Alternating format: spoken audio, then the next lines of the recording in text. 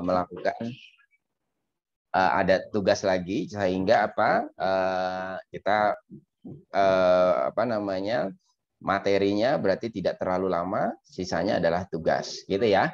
Jadi tugasnya adalah berkelompok karena saya lihat kemarin kelompok yang kemarin itu bagus. Semoga nanti kelompok yang ke depan juga lebih bagus. Berarti ya bentuk diskusinya gitu ya, sama-sama masing-masing mengetahui. Jadi kita akan belajar tentang discounting yang saya pikir teman-teman udah khatam semua gitu ya, karena udah berkali-kali belajar discounting, ada di ekonomi SD. Ada juga di penilaian properti dan lain-lain gitu kan ya. Nah, paper yang saya minta nanti untuk melakukan resume dan juga presentasi seperti yang kemarin ya. Jadi minggu depan teman-teman akan ada presentasi itu per grup gitu ya. Jadi setiap grup membuat resume dan presentasi, namun yang akan saya pilih hanya satu nanti ya, buat kita sama-sama belajar minggu depan. Jadi lebih kepada prakteknya gitu ya. Di sini papernya saya pikir bagus. Kenapa? Karena minimal sudah dicite oleh 277 paper lain yang sudah terpublikasi gitu ya. Jadi 277 paper yang sudah terpublikasi itu menggunakan nama dia gitu ya sebagai salah satu referensinya. Jadi saya pikir ini sangat bermanfaat gitu ya. Sedangkan kalau teorinya kan teman-teman udah khatam semua ya. Jadi nggak perlu lama-lama sebenarnya kalau dalam teorinya. Tinggal gimana nih cara milihnya yang pas gitu ya. Nah, itu yang nanti di paper akan teman-teman pelajari, kita pelajari bersama. Oke, biar mempersingkat waktu kita mulai saja print screen-nya. Kok nggak ada? Kenapa ini? Oke, kenapa dia nggak ada?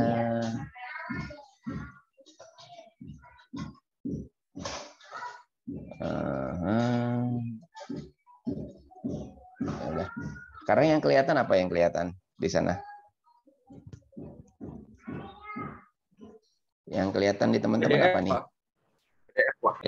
PDF, discounting dalam penilaian ekonomi SDA bukan? Iya, Pak. Oke ya, baik. Karena di tempat saya tulisannya itu screen sharing, bukan bukan window ya. Biasanya bisa window, sekarang harus screen sharing nih. Jadi agak tricky sekarang. Tadi sih bisa ya, nggak tahu kadang suka seperti itu. Discounting dalam penilaian ekonomi sumber daya alam. Capaian pembelajaran, mahasiswa mampu memahami konsep dan urgensi penerapan teknik discounting dalam penilaian ekonomi sumber daya alam. Saya pikir teman-teman udah tahu dari ekonomi SDA kemarin, gitu kan ya. Overview kebijakan publik dalam pengelolaan sumber daya alam. Kebijakan atau program publik terkait pengelolaan dan pemanfaatan sumber daya alam seringkali melibatkan rentang waktu yang lama. Kita tahu ya, itu seperti gambarnya tuh ya. Itu hutannya habis gitu kan ya. Penebangannya mungkin melalui pembakaran ataupun yang lain gitu ya. Pembakaran atau penebangannya bisa cepat gitu ya. Tetapi untuk melakukan penanamannya itu butuh waktu yang sangat panjang gitu kan ya. Sehingga manfaat kebijakan bisa saja dirasakan di masa depan versus biaya kebijakan yang harus dibayarkan sekarang. Nah, dalam penilaian SDA biasanya salah satu yang banyak digunakan adalah namanya cost and benefit analysis, ya kan ya. Kita tahu dalam cost and benefit analysis kalau dalam ekonomi SDA ini melibatkan waktu yang panjang, gitu kan ya. Misalkan kita investasinya besar saat ini, tetapi manfaatnya baru di masa datang, atau sebaliknya. Bisa juga manfaatnya besar saat ini, tetapi biayanya yang akan kita tanggung di masa depan, gitu kan ya. Misal program penanaman, aduh maaf ya karena saya lagi kurang sehat. Program penanaman atau pelestarian pohon akan memberikan dampak 30-40 tahun mendatang. Apabila ditebang akan memberikan manfaat hasil penjualan kayu saat ini. Gitu kan ya. Jadi di sini ceritanya baru 30-40 tahun kita baru menghasilkan manfaat daripada kayu, gitu kan ya. Kayu, penanaman daripada kayu. Contohnya tergantung jenis kayunya. Kita juga tahu bahwa di ekonomi SDA kita pernah pelajari bahwa kita melihat itu sampai bahkan 1000 tahun ya yang berotasi setiap berapa puluh tahun sekali, gitu kan ya. Maka pengambil kebijakan atau masyarakat cenderung memilih manfaat saat ini dan mengabaikan manfaat yang diperoleh di masa datang. Sehingga keputusannya adalah bersifat intertemporal atau antar waktu. Inter kan antar ya, temporal, tempo berarti waktu, gitu ya. Maka diperlukan perbandingan nilai biaya dan manfaat yang sepadan antar waktu tersebut. Mengapa teknik discounting? Di sini contohnya ya, kalau di sini ada 75.000 tulis apa namanya gambar yang agak besar, di sini 75.000 gambarnya sudah semakin kecil. Itu menggambarkannya seperti ini, gitu kan ya. Semakin lama waktunya kita discounting maka nilainya semakin kecil, gitu kan ya. Di sini contohnya ada TO-nya adalah saat ini dan 10 tahun mendatang gitu ya. Sehingga apakah Anda memilih uang 75.000 saat ini atau di tahun 2030? Tentu teman-teman udah tahu jawabannya, yaitu milih tahun ini karena ini gambarnya lebih gede ya kan daripada yang sebelah kanan. Gitu kan ya. Mengapa perlu discounting dalam penilaian sumber daya alam? Nah, ini yang tadi ya, pemanfaatan atau konsumsi sumber daya alam secara individu atau kolektif akan berdampak langsung atau tidak langsung pada kualitas atau kuantitas sumber daya alam sehingga mempengaruhi kesejahteraan. Misalkan pencemaran, kepunahan biodiversitas dan lain-lain. Sehingga apa? Konsumsi saat ini menimbulkan biaya pada generasi yang akan datang. Contohnya menggunakan time preference positif, lebih memilih sekarang daripada nanti atau ketidaksabarannya. Gitu ya, untuk mengukur ketidaksabarannya. Nah, di gambar itu kan ceritanya penebangan hutan ya, berarti manfaatnya adalah saat ini, gitu ya. Tetapi biayanya adalah untuk generasi yang akan datang kalau tidak ditanam kembali, ya kan ya. Seperti di situ dikatakan adanya kepunahan biodiversitas mungkin ya karena hutan yang sudah hilang, gitu kan ya. Nah, ini ceritanya berarti manfaatnya sekarang, biayanya yang akan datang. Ada juga yang biayanya sekarang, manfaatnya akan datang. Di sini contohnya penilaian investasi publik untuk perbaikan atau pelestarian sumber daya alam membebani generasi saat ini, tapi manfaatnya untuk generasi yang akan datang. Hal ini karena investasi untuk pelestarian sumber daya alam saat ini sejauh-jauhnya bisa digunakan untuk investasi di bidang lain. Dia bentuknya menggunakan opportunity cost of capital yang positif. Nah, ini ceritanya ya. Cerita yang sebaliknya daripada yang tadi, kita investasinya besar saat ini, misalkan di situ ya, dia menanam pohon di pulau gitu ya. Menanam pohon di pulau, walaupun ini bukan hal itu ya, di sini katakan Pulau Giliang punya kualitas oksigen terbaik di dunia. Dia menanam pohon di sana sehingga apa? Dia mempunyai kapasitas oksigen terbaik di dunia, tapi untuk bisa hal itu perlu investasi yang tinggi hari ini untuk menanam pohon berapa ribu hektar mungkin itu ya satu pulau, tetapi baru akan dirasakan berapa puluh tahun kemudian. Sehingga kita tahu di sini ada dua jenis discounting ya. Yang pertama di sini dia menggunakan time preference, yang kedua di sini gunakan opportunity cost of capital. Kalau time preference ada yang saya ingat itu ada namanya database yang namanya Indonesia Family Life Survey atau IFLS. Itu adalah database gratis yang mencakup hampir seluruh, mencerminkan ya, bukan mencakup, mencerminkan hampir seluruh rakyat di Indonesia. Dan teman-teman bisa download gitu ya kalau ada yang mau nanti penelitiannya tentang hal tersebut. Gitu ya. Di sana kita bisa lihat bahwa memang orang yang lebih tidak sabar itu dia akan memiliki discount rate yang lebih besar, gitu ya. Artinya apa? Berarti dia akan mendiskon yang masa depan itu lebih tinggi, gitu kan ya. Masa depan itu jauh lebih tinggi sehingga dia akan lebih mementingkan saat ini. Ada juga adalah opportunity cost of capital. Kita tahu opportunity cost of capital adalah apa? Berapa sih yang mau kita biaya yang harus kita lepas, gitu kan ya? Baik intrinsik maupun biaya ekstrinsik, gitu kan ya? Untuk melakukan investasi ini, gitu ya? Investasi ini. Sehingga ada dua jenis discounting. baik itu adalah time preference atau opportunity cost, untuk dua-duanya digunakan untuk baik mempertimbangkan manfaat dan juga biayanya yang bersifat intertemporal. Gitu kan ya, sehingga kita bisa melihat suatu perbandingan manfaat dan biaya saat ini dan mendatang menjadi sebanding dan konsisten dengan rasionalitas manusia.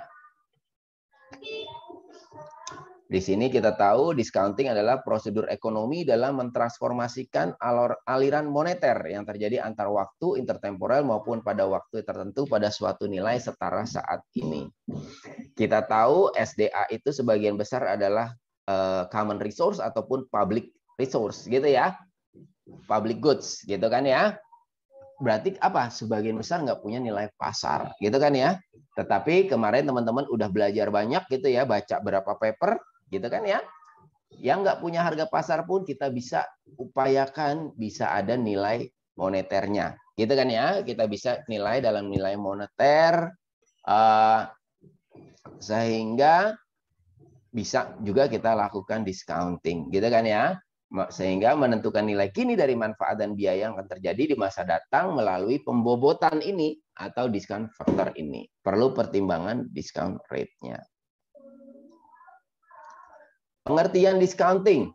Terdapat dua jenis discount rate dalam ekonomi neoklasik. Yang pertama adalah utility discount rate atau social discount rate, yaitu pure rate atau time preference. Jika rate-nya lebih besar daripada 0, menunjukkan preferensi sekarang daripada nanti. Ini yang tadi ya, time preference-nya, utility. Jadi dalam discount rate itu ada dua jenis. Yang pertama adalah social discount rate atau utility discount rate. Ini yang biasanya menggunakan time preference, menggambarkan kesabaran kita.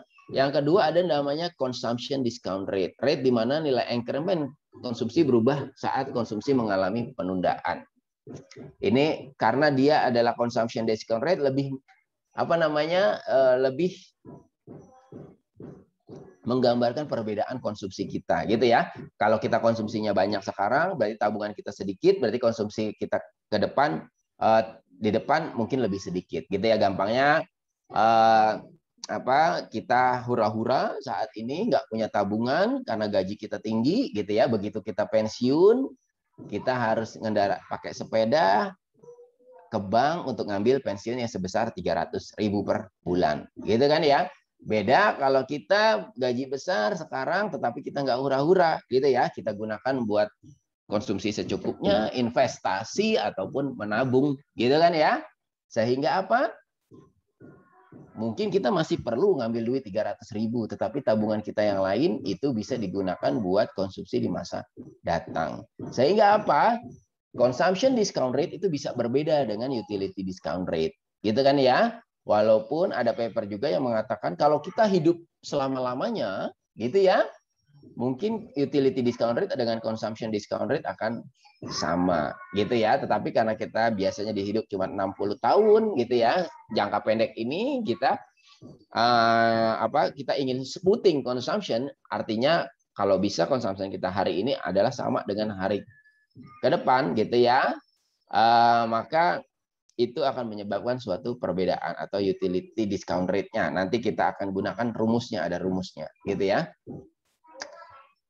Berdasarkan waktu, gitu ya, discount rate juga bisa dibedakan. Yang pertama, intragenerational discounting, yaitu jangka pendek. Nih contohnya adalah waktu kita nih 60 tahun, karena dia tidak mempertimbangkan generasi yang belum lahir. Sedangkan ada intergenerational discounting, berarti antara generasi gitu ya. Itu periodenya sangat panjang karena kita mempertimbangkan generasi yang belum lahir gitu ya. Teknik discountingnya ini udah nggak perlu saya ajarin lagi, teman-teman udah paham banget gitu kan ya. Tinggal kita bagi 1 + R pangkat T gitu kan ya. Itu bobot yang kita gunakan untuk masa depan. Ada present value, ada future value. Ini juga teman-teman udah khatam banget gitu kan ya, karena udah berkali-kali belajar ini di teknik penilaian. Teknik discountingnya juga ada di ekonomi SDA kalau nggak salah gitu kan ya, bahwa kita ngitung MPV-nya, intinya adalah berapa benefitnya dikurangin berapa cost-nya, lalu kita bobot dengan discount faktornya 1 plus R pangkat T untuk seluruh tahun. Makanya di situ ada sigmanya ya, sigma dari T sama dengan 0 sampai T sama dengan T atau terminal value-nya. Ini contohnya juga nggak perlu saya ajarin lagi, ya kan ya. Tahun ke-1 jadi 235, tahun 2, tahun 3, tahun 4, tahun 5, begitu juga biayanya. Maka kita dapat PV daripada benefit, kita juga PV dapat cost, maka NPV-nya adalah tinggal PV benefit dikurang PV cost. Maka di sini kita lihat ada positif, gitu ya. Ada positif, maka bisa kita lihat di sini contohnya adalah hal tersebut, gitu ya. Pemilihan discount rate. Discount rate diperlukan sangat penting untuk perencanaan anggaran, pembangunan regional, maupun pengelolaan sumber daya alam dan lingkungan. Semakin tinggi discount rate, menunjukkan kita akan menilai lebih konsumsi saat ini daripada konsumsi mendatang dan sebaliknya. Di Indonesia tidak ada penentuan secara resmi discount rate untuk valuasi SDA. Saya pikir bukan hanya di Indonesia ya. Banyak negara nggak punya gitu ya, karena memang pertimbangan discount rate itu macam-macam caranya gitu kan ya. Macam-macam caranya itu nanti yang saya minta teman-teman melakukan resume dan presentasi gitu ya. Di situ ngajarin practical guide-nya gitu ya. Walaupun ada juga paper yang mengatakan berdiskusi lebih kepada teoritisnya gitu ya, teoritisnya itu bikin puyeng gitu ya, bikin pusing gitu kan ya, karena mereka punya keahlian masing-masing. Nah, karena teman-teman adalah calon peneliti, berarti lebih banyak kepada practical guide-nya. Nah, makanya yang saya minta adalah melakukan resume kepada practical guide-nya. Gitu ya. Pemilihan discount rate. Nah, ini ada ya, ini salah satu yang kita gunakan nih. Tadi yang membedakan juga antara utility discount rate dengan consumption rate, ini juga menggunakan salah satunya menggunakan metode ini, metode Ramsey. Kita tahu apa yang dapat digunakan sebagai acuan untuk menentukan discount rate yang tepat. Yang pertama, suku bunga simpanan atau market rate. Kelemahannya ada di distorsi pajak dan inflasi. Gitu ya. Kita tahu bunga itu kadang-kadang disubsidi pemerintah. Dan kita tahu juga ada inflasi setiap tahunnya. Sehingga nanti perlu penyesuaian. Ada juga social rate of time preference. Ini berarti tadi utility ya. Suku bunga obligasi yang digunakan bisa juga suku bunga obligasi negara jangka panjang. Historical rate of return dengan bunga rata-rata berapa tahun. Atau dengan menggunakan metode Ramsey. Di sini suku bunga pasar itu sama dengan N elastisitas utility dikali laju pertumbuhan konsumsi ditambah rate preferensi waktu murni atau time preference gitu kan ya. Jadi di sini kita tahu suku bunga pasar itu lebih besar daripada time preference. Kenapa? Karena dia mempertimbangkan konsumsi kita. Oh, konsumsi kalian mendatang itu tinggi gitu ya. Dan konsumsi itu seberapa besar bagian daripada utility kalian gitu ya. Semakin besar utility menganggap konsumsi kita itu semakin penting gitu kan ya, maka semakin besar suku bunga pasarnya. Bisa juga menggunakan yang kita jadi faktornya lainnya adalah shadow price of capital. Kita tahu shadow price digunakan ketika apa? Ketika asetnya nggak punya harga pasar ya, ataupun harga pasarnya ada tetapi tidak reliable, sehingga kita menggunakan shadow price-nya. Nah, ini yang tadi ya, yang nomor 1 dikatakan suku bunga simpanan, kelemahannya ada distorsi pajak dan inflasi, sehingga ketika kita memilihan discount rate, kita perlu tahu juga nih sebaiknya pakai suku bunga real atau suku bunga nominal.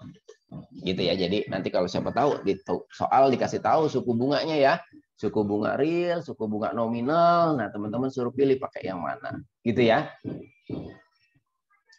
Di sini dikatakan nilai real itu lebih direkomendasikan karena bisa dibandingkan antar waktu. Kenapa bisa dibandingkan antar waktu? Karena faktor inflasinya sudah di take out, ya kan ya. Sedangkan nilai nominal tidak menggambarkan yang sebenarnya. Contoh, nilai real itu adalah rumusnya nilai nominal dibagi deflatornya. Deflatornya itu apa? Biasanya digunakan adalah indeks harga konsumen, gitu ya. Tetapi itu hanya salah satu cara, tergantung kebutuhannya, gitu ya. Kalau kita mau melakukan discount rate, misalkan untuk proyek yang benar-benar, misalkan produk tertentu, gitu, misalkan makanan, maka bisa juga yang kita gunakan adalah IHK tapi khusus untuk makanan, gitu ya. Jadi tergantung penilaiannya. Sehingga kita tahu suku bunga real itu adalah suku bunga yang sudah di-adjust atau I-M, suku bunga nominal dikurang tingkat inflasi dibagi 1 plus tingkat inflasinya. Sehingga ini, suku bunga real itu adalah suku bunga yang sudah bebas daripada pengaruh inflasi. Oleh sebab itu kenapa suku bunga real lebih banyak digunakan daripada suku bunga nominal dalam satu penelitian ataupun penilaian, gitu ya, terutama yang jangka panjang. Nah, ini contohnya nih, saya pikir sangat bagus ya. Membuka tambang ataupun membangun bendungan, gitu ya. Pemerintah dihadapkan pada pilihan membuka tambang atau membangun waduk. Nih tambangnya atau membangun waduknya atau bendungannya, gitu kan ya. Asumsinya nilai investasi kedua modal sama dan jangka waktunya juga sama 50 tahun. Sehingga mana yang dipilih? Karena pola manfaat berbeda, maka discount rate dapat menjadi penentu ataupun ya salah satu faktor penentu ya. Di sini contohnya adalah kita tahu yang tambang itu adalah yang garis nggak putus-putus ya. Yang bendungan itu adalah garis yang putus-putus. Kita bisa dilihat di sini pada tahun-tahun awal manfaat daripada tambang itu lebih besar daripada manfaat bendungan, gitu kan ya. Tetapi kemudian manfaat tambang akan jatuh, gitu ya, akan menurun, bahkan bisa negatif nih, negatifnya tinggi banget nih sampai minus 500. Tetapi intinya kalau kita lihat normalnya dia akan terus menurun. Beda dengan manfaat bendungan, walaupun dia flat, tetapi dia tidak turun-turun. Tinggal kita mau pilih yang mana nih, gitu ya, mau bangun tambang atau mau bangun bendungan. Nah, di sini discount factor bisa kita gunakan sebagai salah satu faktor untuk memilih, gitu kan ya. Di sini contohnya nih, kalau discount faktornya kecil, kita tahu nilai tambang itu bendungan, gitu ya.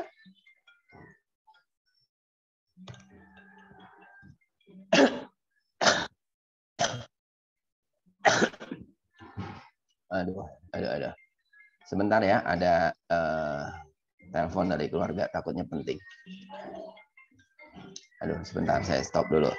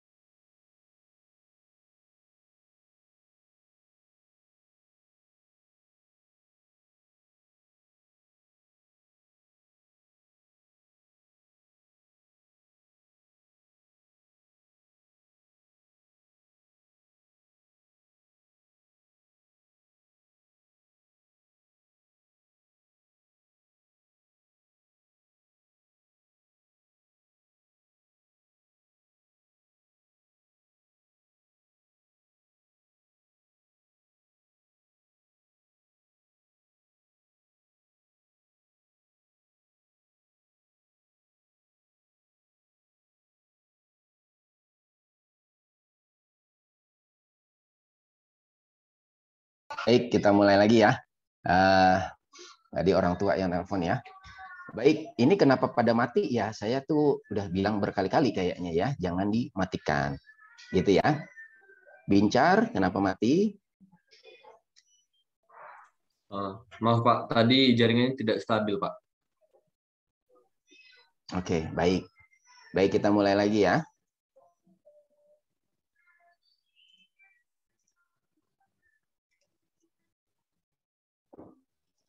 Baik, sehingga kita tahu menggunakan discount factor bisa kita lihat ketika discount factornya kecil, di sini penggunaan bendungan sangat besar ya, net present value-nya bisa sampai 3.000, sedangkan tambang hanya sampai 1.000, gitu kan ya.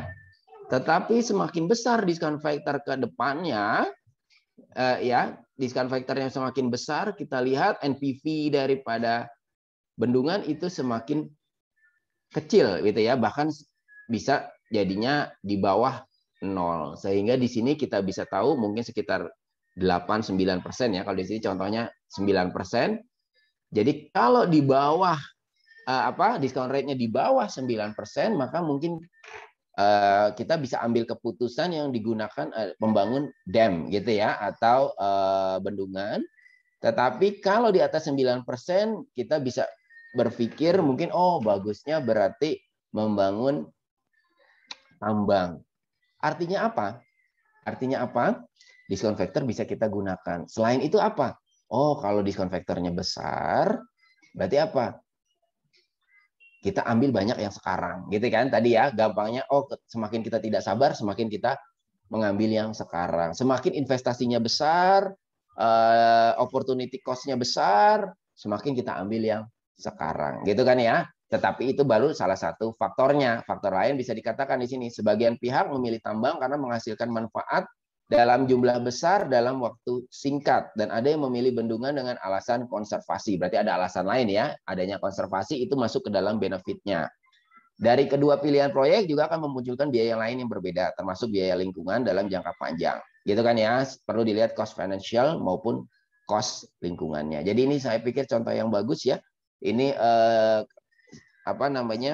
kalau saya lihat gambarnya ini berarti dari jurnal ini ya.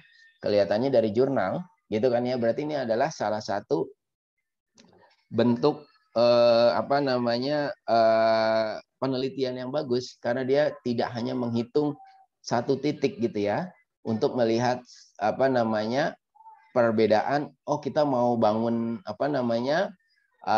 bendungan ataupun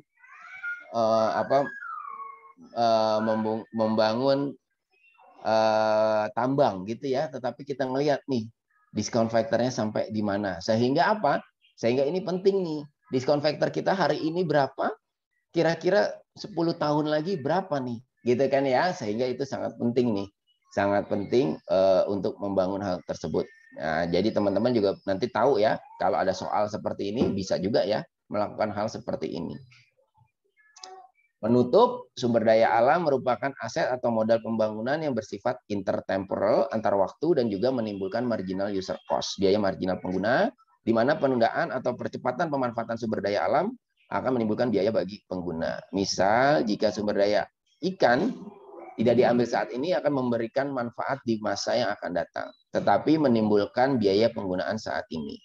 Sebaliknya, jika terlalu cepat diambil saat ini akan menimbulkan biaya di kemudian hari karena ikan langka, menimbulkan biaya penangkapan yang semakin tinggi. Ya, itu secara teori teman-teman udah, saya pikir hitung-hitungan juga udah nggak ada kendala semua gitu ya, udah sering melakukan hitungan itu. Justru yang penting itu adalah berapa sih nilainya yang penting nih, discount factor-nya. Nah, itu yang yang ada di dalam paper yang teman-teman akan bahas ya, yang teman-teman akan bahas minggu depan. Baik, itu aja materi hari ini. Ada pertanyaan sebelum kita tutup dan teman-teman bisa mengerjakan, terserah aja ya, mau ngerjakan hari ini ataupun mau diskusi dulu silahkan. Yang pasti batas waktunya adalah minggu depan sebelum kita kuliah. Izin bertanya, Pak. Ya, Mbak Mika, gimana Mbak Mika? Tadi di bagian suku bunga real dan nominal, Pak, itu sempat Bapak singgung yang masalah inflasi. Nah, kemudian dalam menggunakan variabel inflasi ini, tingkat inflasi yang digunakan itu tingkat regional atau nasional ya, Pak? Dan kemudian itu mempengaruhi pemulihan suku bunga nominal atau tidak ya, Pak? Oke, Mbak Mika. Terima kasih Mbak Mika, pertanyaannya bagus gitu ya. Ini apakah kita pakai suku bunga regional ataupun nasional gitu kan ya. Berarti sebelum kita lihat di sana, kita lihat dulu penilaiannya ini, penilaiannya mencakup yang mana gitu kan ya. Mencakup yang mana. Kalau memang aset yang akan kita nilai hanya memang untuk regional gitu kan ya, ini kan kembali ke chapter awal berarti ya, maka penanggung jawabnya adalah regional, gitu kan ya. Ketika regional, maka yang lebih baik ya tentu kita pakai yang regional, gitu kan ya. Tetapi kalau ini nasional, maka kita gunakan yang nasional. Begitu juga tadi, tidak hanya regional dan nasional, bisa juga menggunakan global, gitu ya. Global juga memungkinkan. Yang kedua, jenisnya. Kita mau pakai tadi time preference ataupun opportunity cost, gitu ya, ataupun market rate. Nah, itu banyak pilihan-pilihan yang harus kita lakukan, gitu kan ya. Banyak. Apakah itu penting? Nanti kalau dalam realnya itu sangat penting, gitu ya. Karena tadi investor akan ngelihat, gitu kan ya. Investor akan melihat, negara juga akan ngelihat, kenapa kita pakai angka segini, kenapa enggak segini, gitu kan ya. Apalagi kita tahu tadi ya, pada angka tertentu terjadi pergeseran ya, yang tadinya untung menjadi rugi, yang tadinya nggak dipilih menjadi dipilih, gitu kan ya. Sehingga itu sangat penting sekali. Gitu Mbak Mika. Ada lagi? Baik, Pak. Terima kasih, Pak. Pak, saya izin bertanya, Pak. Ya, Dava. Gimana Mas Dava? Terkait tugas sih, Pak. Apakah kelompok yang sudah maju itu bisa maju lagi minggu depan, Pak? Gitu, Pak. Kenapa enggak, gitu ya? Oh, ya udah, Bang, apa-apa, Pak. Berarti semua itu mempunyai kesempatan yang sama, Pak, untuk minggu depan. Oh, kalau dadu semua mempunyai probability yang sama katanya. Kalau dadu gitu ya. Iya, Pak. Ya, gitu. Walaupun saya juga punya pertimbangan biasanya ya. Saya harapannya semua nanti sempat presentasi gitu ya. Jadi biasanya yang sudah presentasi kemarin lebih kecil kemungkinannya ya untuk bisa presentasi lagi gitu ya. Lebih besar yang belum presentasi memang. Siap, Pak. Terima kasih. Kalau menurut pertimbangan saya gitu ya. Tetapi kenapa enggak? Mungkin aja gitu ya. Misalkan saya pengen Mbak Mika ada pantun lagi, saya suruh lagi berarti Mbak Mika gitu kan ya grupnya. Oke, ada lagi? Bisa disalurkan kok. Apa? Nanti pantunnya bisa disalurkan ke kelompok yang lain juga kok, Pak, dari Mike. Oh gitu ya. Oke, baik. Mungkin nanti pantunnya dari Mas Angga gitu ya. Kelompoknya Mas Angga ya, suka berpantun juga. Baik, ada lagi yang lain? Izin bertanya, Pak. Ya, Mas Arnold. Gimana Mas Arnold? Terkait kemarin, Pak, terkait dengan penilaian ini, Pak, SDA, Pak. Nah, kemarin saya ada baca artikel gitu, Pak. Di mana ada kasus di mana di Kepulauan Faroe di luar negeri, Pak, itu ada pembantaian ribuan lumba-lumba, Pak. Ya. Di mana itu ada kesalahpahaman antar beberapa pihak. Yang pertama itu penduduk lokal itu ada yang mendukung hal itu karena itu merupakan suatu budaya bagi mereka, Pak. Ada budaya budaya masa lalu, Pak, tentang perburuan lumba-lumba. Terus di satu sisi ada juga masyarakat yang tidak mendukung hal ini karena dianggap akan merusak generasi yang akan membuat generasi yang akan datang tidak mendapatkan tidak menikmati sumber daya alam ini karena kan lumba-lumba saat ini termasuk langka. Nah, dalam satu sisi juga ada yang mengatakan bahwa lumba-lumba ini adalah salah satu penghasilan dari masyarakat setempat untuk dijual. Nah, untuk menilai kasus tersebut, baik untuk kerugian dari nilai dari kasus ini, Pak, apakah bisa kita katakan ini kita menilai kerugiannya atau kita menilai apanya, Pak? Soalnya saya melihat ada banyak case yang saling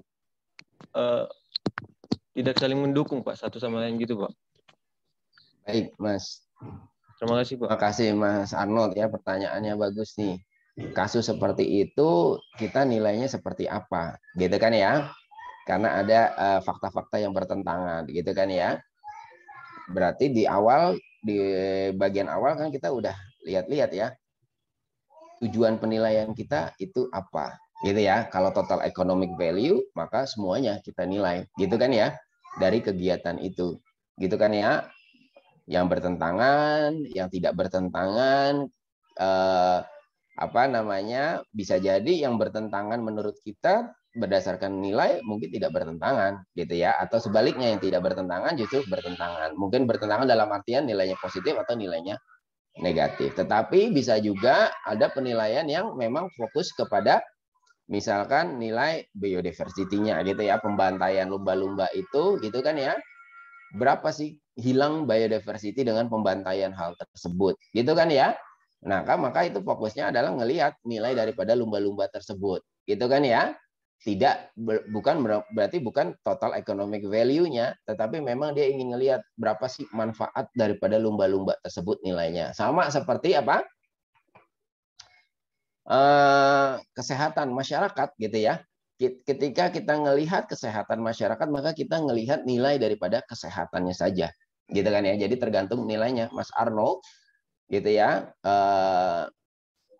Tujuan dari penilaian kita itu apa? Gitu. Ada lagi yang mau ditanyakan? Terkait ini juga, Pak. Kan kemarin kita menilai total economic value, Pak. Yang dimana salah satunya juga ada nilai dari kebudayaan ya, Pak. Kemarin dinilai dengan. Nah, di sini kan ada satu sisi kan, Pak, di kasusnya ada masyarakat yang masih sangat mendukung budaya pembantaian lumba-lumba ini, Pak. Ya. Yang dimana ada juga masyarakat yang tidak mendukung, Pak. Nah, cara kita melakukan kemarin, cara mendapatkan nilainya itu dengan cara menanyakan secara langsung kepada masyarakat apakah budaya ini bernilai atau tidak. Nah, kan ini ada kayak dua kelompok yang berbeda, Pak. Bagaimana cara kita mensurvei jika kita ditetapkan dalam menilai kasus ini? Ya, baik. Itu pertanyaan bagus lagi tuh ya, pertanyaan lanjutannya nih. Berarti yang mau kita nilai, kalau saya dengar dari Mas Arnold, itu adalah total economic value-nya. Gitu kan ya. Yang pertama kita mau nilai berapa sih nilai daripada lomba-lomba itu. Yang kedua, berapa sih nilai daripada kebudayaan itu. Dan kebudayaan itu bisa positif, bisa negatif. Gitu kan ya. Berarti kita gabung lagi nih. Gitu ya. Kebudayaan itu punyanya siapa. Gitu kan ya. Punyanya siapa, sehingga yang itu adalah responden yang akan kita tanyakan, gitu kan ya. Kalau ada satu positif ada negatif, ya berarti kita tanyakan dua-duanya, gitu kan ya, sehingga nanti kita akan dapat nilai kebudayaan itu berapa, gitu kan ya. Kalau ada satu negatif satu positif, berarti kan nilainya kemungkinan apa, saling menghabiskan ya. Plus 10 dikurang 10 adalah 0, gitu kan ya. Berarti kemungkinan nilainya akan saling menghabiskan atau tidak terlalu besar. Gitu kan ya. Lalu kita lihat juga lumba-lumbanya itu punya siapa, gitu kan ya. Lumba-lumbanya di laut, gitu kan ya. Kemungkinan berarti punya global, gitu kan ya. Punya global. Sehingga apa? Nilai lumba-lumba itu besar, gitu kan ya. Nilai lumba-lumba itu besar dibandingkan nilai apa? Tadi ya. Apa namanya? Total nilai daripada kebudayaan tersebut, gitu kan ya. Kita nggak tahu juga nilainya berapa karena kita belum melakukan penilaian. Apapun kalau saya lihat tadi ada yang positif, ada yang negatif, itu kemungkinan berarti nilai kebudayaan itu akan lebih kecil dibandingkan nilai lumba-lumba tersebut. Sehingga di dalam cost and benefit analysis itu bisa nanti ketemu, gitu ya. Ketemu, oh ini baiknya kita mempertahankan budayanya atau mempertahankan ikannya, gitu kan ya, lumba-lumbanya. Itu nanti bisa ketemu itu, Mas. Baik, Pak. Sudah paham, Pak. Terima kasih, Pak. Ya. Ada lagi? Nggak ada ya? Baik, kalau nggak ada lagi, itu aja dari saya. Saya tunggu, saya akan buka ya, saya akan buka assignment-nya. Silakan teman-teman, kita tunggu teman-teman presentasi minggu depan. Baik, itu aja dari saya. Selamat berlibur dan wassalamualaikum warahmatullahi wabarakatuh. Waalaikumsalam.